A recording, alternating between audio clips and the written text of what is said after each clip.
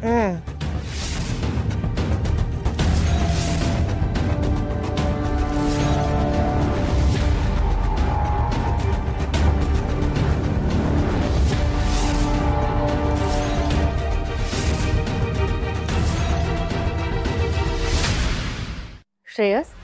अरे विसरलास की काय?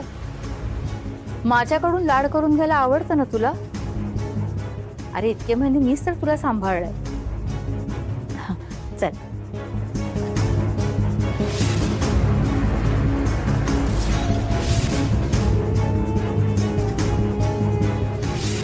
ठीक आहे, थोडं सूप तरी पिऊन घे. हां, भरवते मी तुला. नंतर. अरे नंतर काय? असं कसं पिणार तू? सांडलं भाजलं तर मग काय करणार? चल मी भरवते. आराध्या आला. आराध्या.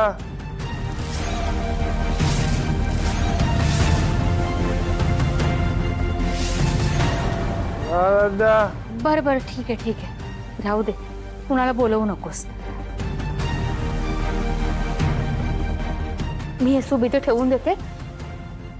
तुला जेव्हा ठीक आहे, तुला हवं तेव्हा तू घे.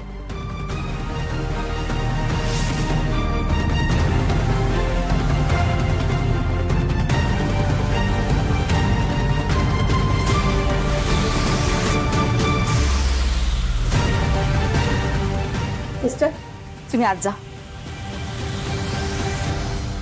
डॉक्टर, तुम्ही माझ्या श्रेयसला काय केलंय? तो माझ्याशी असं तुटक का वागतोय? मी तुम्हाला इथे डांबून ठेवलं म्हणून तुम्ही त्याला कुठलं औषध तर दिलं नाही ना?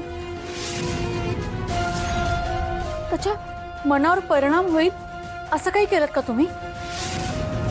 अहो, तो मला ओळखत का नाहीये? काय केलं तुम्ही? बोला डॉक्टर, काय केलं तुम्ही त्याला?